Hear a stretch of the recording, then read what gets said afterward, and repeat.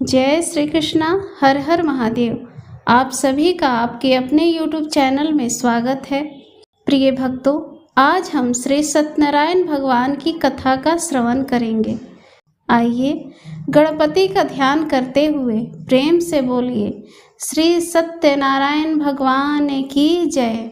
एक समय की बात है, नैमिषारण्य तीर्थ में शौनकादि 88,000 ऋषियों ने श्री सूत जी से पूछा, हे प्रभु, इस कलयुग में वेद विद्या रहित मनुष्यों को प्रभु भक्ति किस प्रकार मिल सकती है तथा उनका उद्धार कैसे होगा। हे मुनिश्रेष्ठ, कोई ऐसा तप बताइए जिससे थोड़े समय में ही पुण्य मिले और मनवांछित फल भी मिल जाए। इस प्रकार की कथा सुनने की हम इच्छा रखते हैं। सर्वशास्त्रों के ज्ञाता श्री सूत जी बोले, हे वैष्णवों में पूज्य, आप सभी ने प्राणियों के हित की बात पूछी है, इसलिए मैं एक ऐसे श्रेष्ठ व्रत को आप लोगों को बताऊंगा जिसे नारद जी ने श्री लक्ष्मी नारायण जी से पूछा था और लक्ष्मीपति ने मुनि श्रेष्ठ नारद जी से कहा था। आप अब इसे ध्यान से सुनिए। एक समय की बात है, योगी राज नारद जी दूसरों के हित की इच्छा के लिए अनेकों लोकों में घूमते हुए मृत्यु लोक में आ पहुँचे।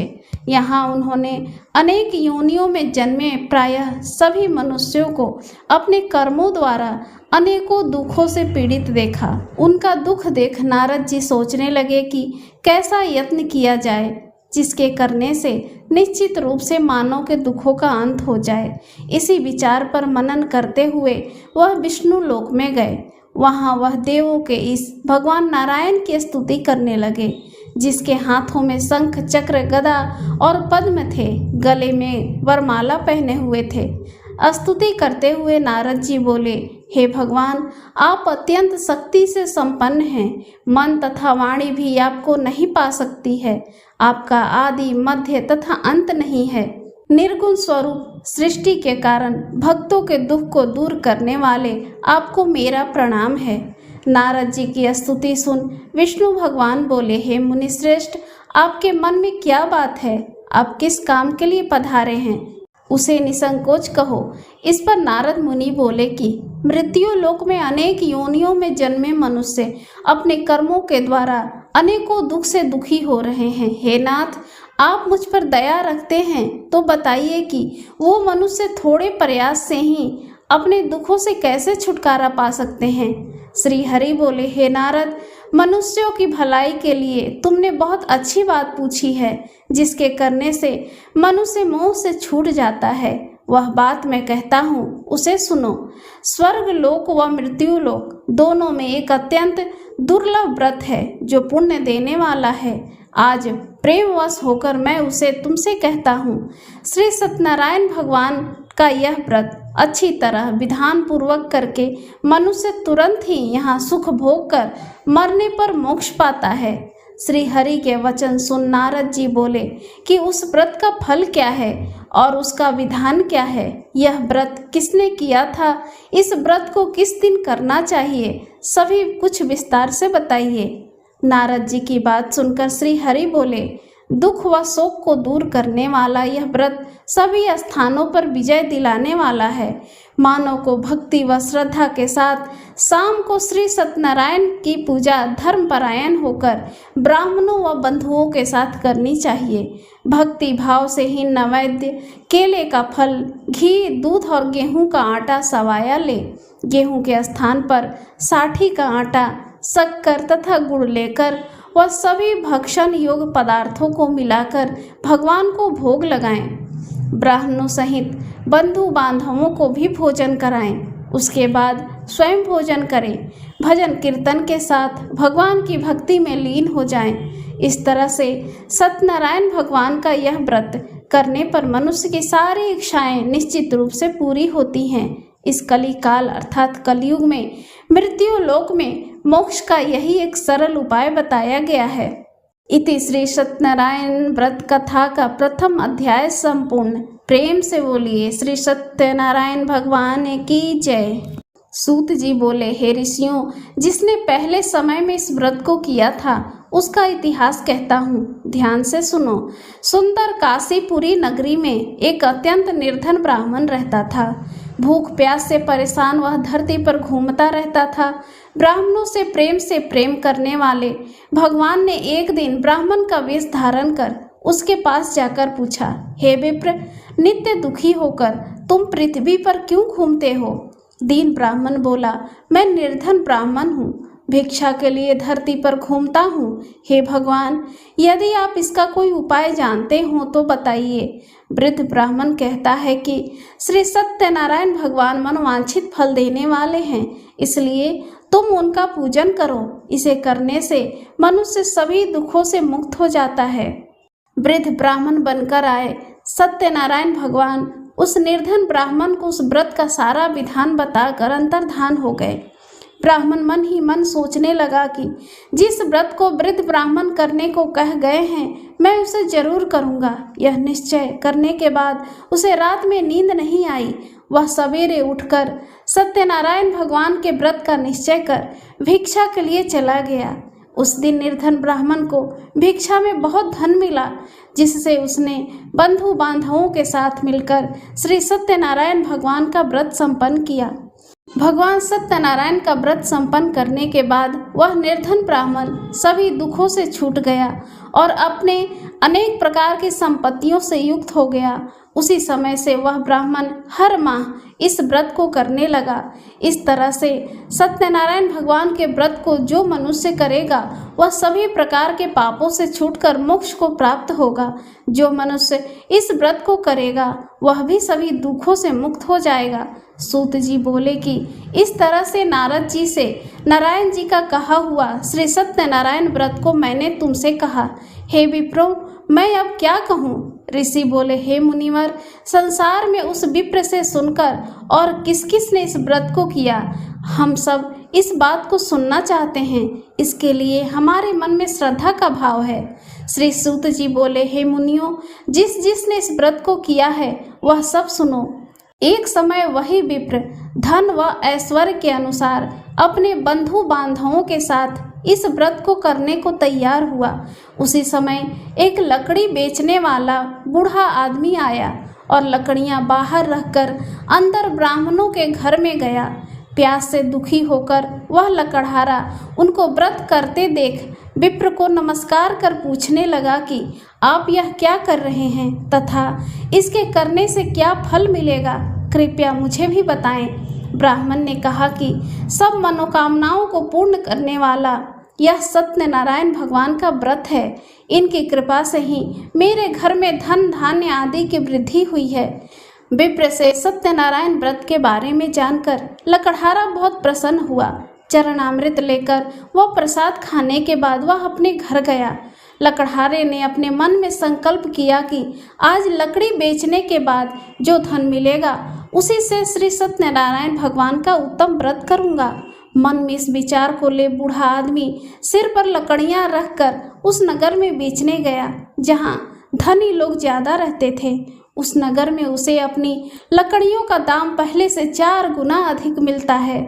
बूढ़ा प्रसन्नता के साथ दाम लेकर केले, शक्कर, घी, दूध, दही और गेहूं का आटा ले और सत्यनारायण भगवान के व्रत की अन्य सामग्रियां लेकर अपने घर गया। वहां उसने अपने बंधु बांधवों को बुलाकर विधि विधान से सत्यनारायण भगवान का पूजन और व्रत किया। इस व्रत के प्रभाव से वह बूढ़ा लकड़हारा धन, पुत्र आदि से युक्त होकर संसार के समस्त सुख को भोग अंतकाल में बैकुंठ धाम को चला गया। इति श्री सत्यनारायण व्रत कथा का 2वां अध्याय संपूर्ण। प्रेम से बोलिए श्री सत्यनारायण भगवान की जय। सूत जी बोले, हे श्रेष्ठ मुनियों, अब आगे की कथा कहता हूँ। पहले समय में उल्का मुख नाम का एक बुद्धिमान राजा था। वह सत्य वक्ता और जितेंद्रिय था। प्रतिदिन देव स्थानों पर जाता और निर्धरों को धन देकर उनके कष्ट को दूर करता था। उसकी पत्नी कमल के समान मुख वाली तथा सती साध्वी थी। भद्रशिला नदी के तट पर उन दोनों ने श्री सत्यनारायण भगवान का व्रत किया। उसी समय साधु नाम का एक वैश्य आया। उसके पास व्यापार करने के लिए बहुत सा धन भी था।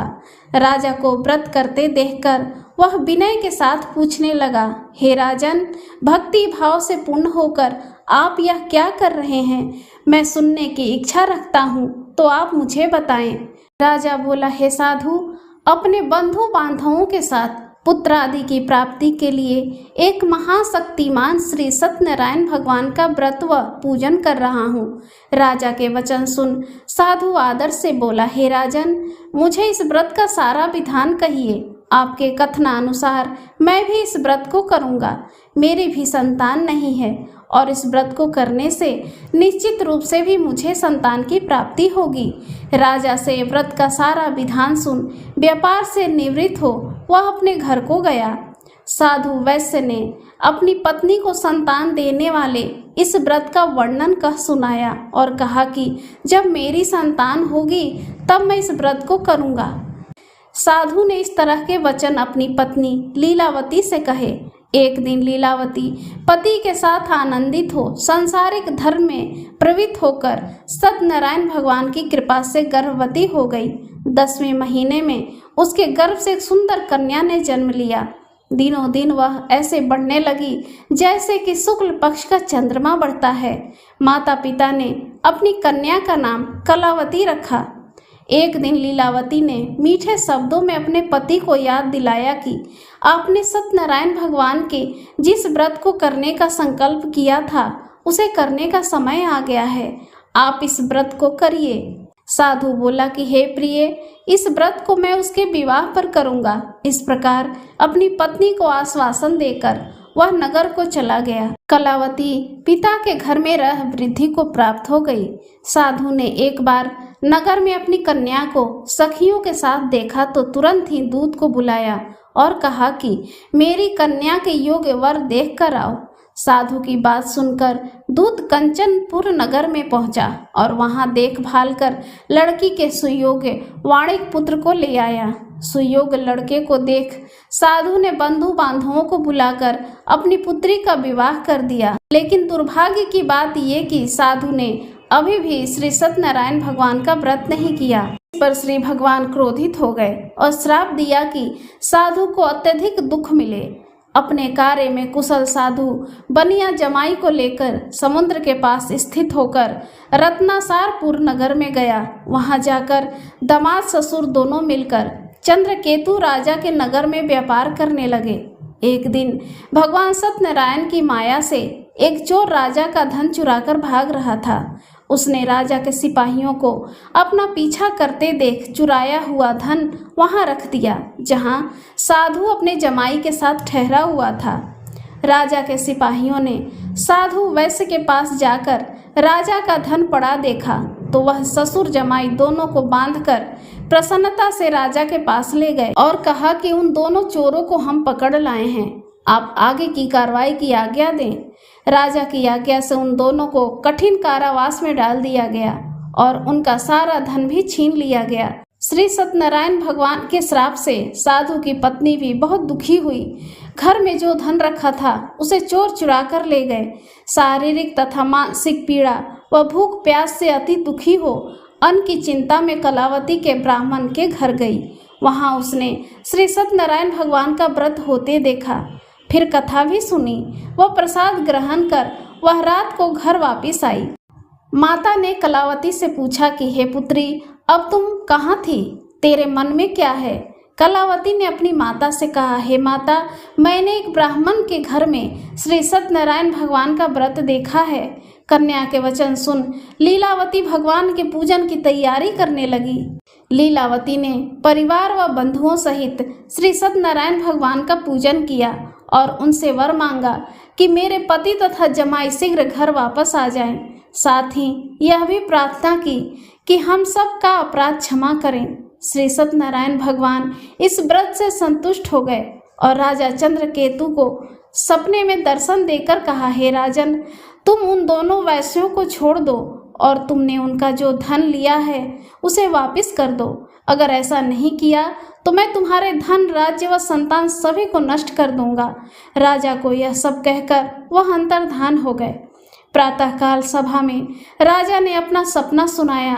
फिर बोले कि वणिक पुत्रों को कैद से मुक्त कर सभा में लाओ। दोनों ने आते ही राजा को प्रणाम किया। राजा मीठी वाणी में बोला, हे महानुभावों, भाग्यवश ऐसा कठिन दुख तुम्हें प्राप्त हुआ है, लेकिन अब तुम्हें कोई भय नहीं है। ऐसा कह राजा ने उन दोनों को नए वस्त्राभूषण भी पहनाए और जितना धन उनका लिया था उससे दुगना धन वापिस कर दिया। दोनों वैसे अपने घर को चल दिए। इति श्री सत्यनारायण व्रत कथा का तृतीय अध्याय संपूर्ण। प्रेम से बोलिए सत्यनारायण भगवान की जय।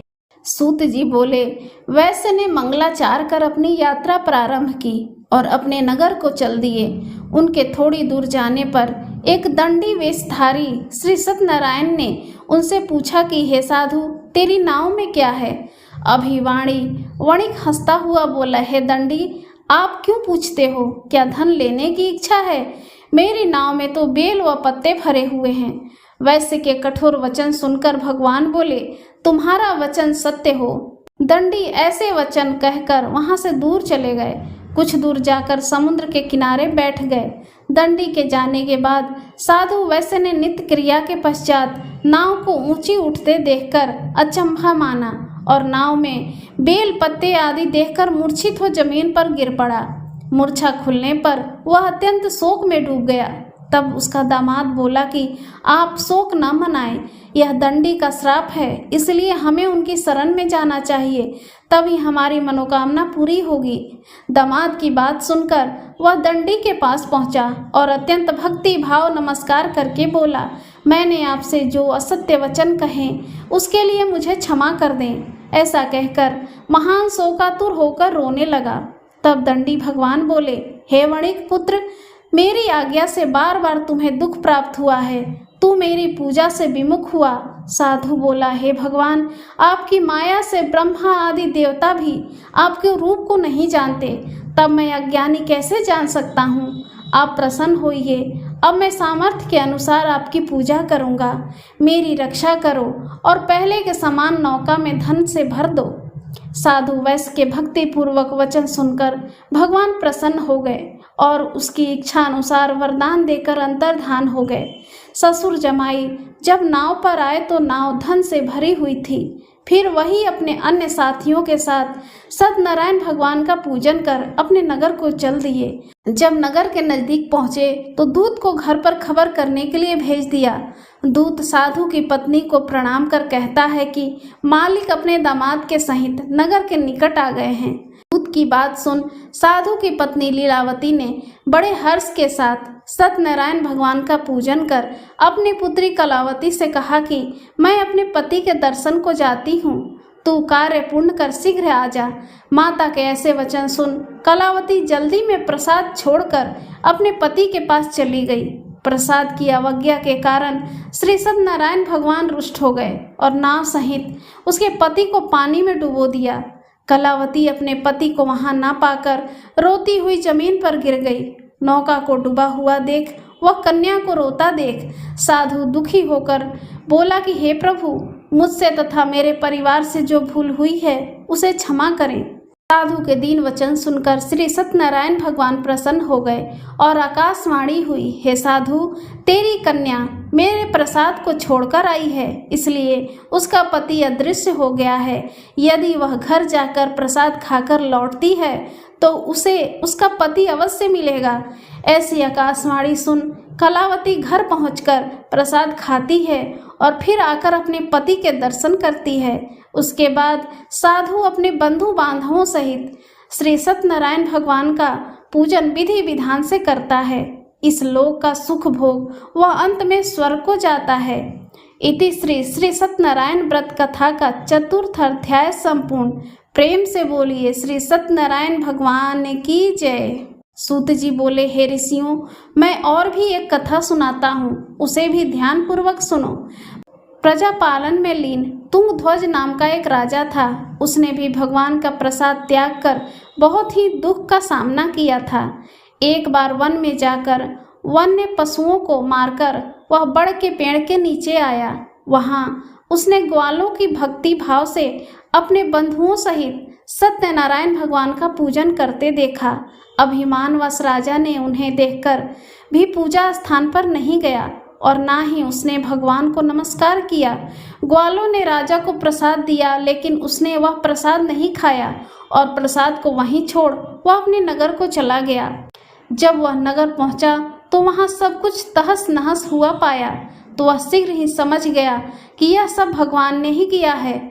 वह दोबारा ग्वालों के पास पहुंचा और विधि पूर्वक पूजा करके प्रसाद खाया, तो श्री सत्यनारायण भगवान की कृपा से सब कुछ पहले जैसा हो गया। दीर्घ काल तक सुख भोगने के बाद मरणोपरांत उसे स्वर्गलोक की प्राप्ति हुई। जो मनुष्य परम दुर्लभ इस व्रत को करेगा तो भगवान सत्यनारायण की अनुकंपा से उसे धन धान्य की प्राप्ति होगी। निर्धन धनी हो जाता है और भय मुक्त होकर जीवन जीता है। संतानहीन मनुष्य को संतान सुख मिलता है और सारे मनोरथ पूर्ण होने पर मानव अंतकाल में वैकुंठ धाम को जाता है। सूत जी बोले, जिन्होंने पहले इस व्रत को किया है, अब उनके दूसरे जन्म की कथा कहता हूँ। वृद्ध सतानंद ब्राह्मण ने सुदामा का जन्म लेकर मोक्ष की प्राप्ति की। लकड़हारे ने अगले जन्म में निषाद बनकर मोक्ष प्राप्त किया। उल्का मुख नाम का राजा दशरथ होकर वैकुंठ को गए। साधु नाम के वैश्य ने मोरध्वज बनकर अपने पुत्र को आरे से चीरकर मोक्ष पाया। महाराज तुंगध्वज ने स्वयंभू होकर भगवान में भक्ति युक्त हो कर्म कर मोक्ष पाया। इति श्री सत्यनारायण व्रत कथा का 5वां अध्याय संपूर्ण। प्रेम से बोलिए सत्यनारायण भगवान की जय। प्रिय भक्तों, अगर कथा वाचन में कोई त्रुटि हो गई हो तो क्षमा कीजिएगा। धन्यवाद।